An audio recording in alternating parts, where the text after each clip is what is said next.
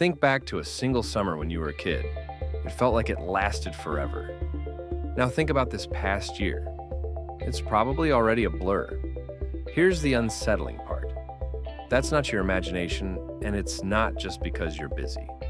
By the time you turn 30, there's a strong mathematical case that you've already lived more than half of your entire perceived life. The rest only feels like it's accelerating. Time isn't running out on some clock on the wall. It's collapsing inside your head. And once you understand exactly why, you can actually fight back. To see what's happening, go back to 1877. A French philosopher named Paul Janet proposed a deceptively simple idea, one important enough that the founding father of American psychology, William James, quoted it in 1890. Janet's insight was this: a stretch of time feels proportional to how much life you've already lived. To a 5-year-old, 1 year is a full fifth of their entire existence, 20%. It's enormous. To a 50-year-old, that exact same year is 1/50th of their life. 2%. The calendar says they're identical. The mind says one is 10 times longer than the other. Run the math forward, and it gets brutal. If you're 33, a single year is about 3% of your life. It passes nearly 7 times faster than it did when you were 5. To an 80-year-old, a year flickers past 16 times faster than a child's. This is why the halfway point of the life you actually feel doesn't land at 40. It lands somewhere in your early 20s. The felt life is front-loaded, and most people spend that half without ever noticing it's the bigger one. But proportion is only half the story. In 2019, a Duke physicist named Adrian Bayin published a paper with a haunting title, "Why the Days Seem Shorter as We Get Older." His answer wasn't philosophy, it was physics. Bayin argued that the mind experiences time through change, specifically the rate at which it takes in new mental images. And that rate physically slows as you age. In a young brain, signals race down, short, fresh, efficient paths. So a child's mind captures a rapid-fire stream of images. You can literally see it. An infant's eyes dart around far more often than an adult's, because they're processing more frames of reality per second. As you age, those neural paths grow longer, more tangled, and they begin to degrade, adding resistance. Signals slow. You take in fewer new images in the very same 60 seconds. And since your brain measures time by how many images change, fewer images means less felt time. A whole afternoon can slip by, while your mind, quite literally, takes fewer snapshots of it than it once did. So that's 2 forces quietly compressing your life: the math of proportion and the physics of a slowing brain.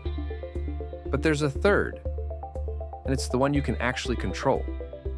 In 2007, neuroscientist David Eagleman set out to test a famous claim that time slows down in a crisis. So he did something extreme. He dropped volunteers backward off a 150-foot tower into a net in genuine free fall, with a special device strapped to each wrist, measuring how fast they could proceed. The result was a twist. During the fall, their perception did not speed up, but afterward, every single person remembered their own fall as lasting about 36% longer than it actually did. The terror hadn't slowed time. It had made their brains record the memory in extraordinary, dense detail. And a densely recorded memory feels long in hindsight. That is the real secret of the endless childhood summer. When you were young, everything was a first. First ocean, first bike, first heartbreak. Your brain encoded all of it in rich, novel detail. So looking back, those years feel vast. Adult life runs on the opposite, routine. Same commute, same desk, same weekend, on repeat. William James saw this in 1890. He wrote that as we age, experience turns into automatic routine, and the years grow hollow and collapse. When every week is identical, your brain stops bothering to write it down. And a year you didn't record is a year that, in memory, barely existed. So, here's the real picture. Time isn't speeding up. You are recording less of it. A comfortable, repetitive life doesn't just feel shorter.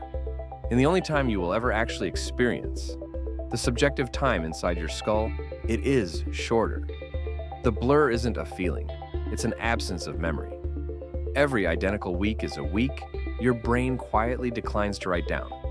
And a week it never recorded is a week that, to the only version of you keeping score, barely happened at all.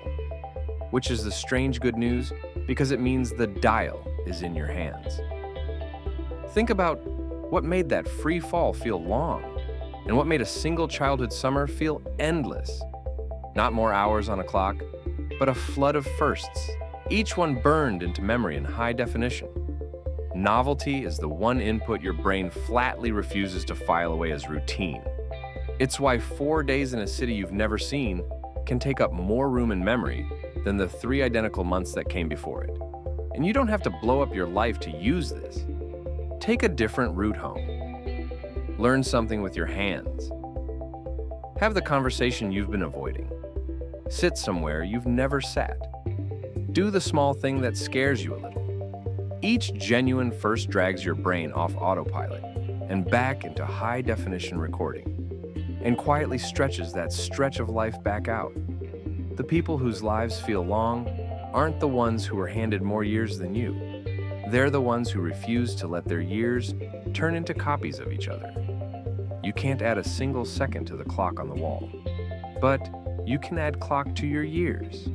You can stop the months from dissolving into one another by giving your memory something new to hold on to. So the question this really leaves you with was never how much time you have left. It's quieter than that, and a lot harder to answer. When was the last time you did something for the very first time?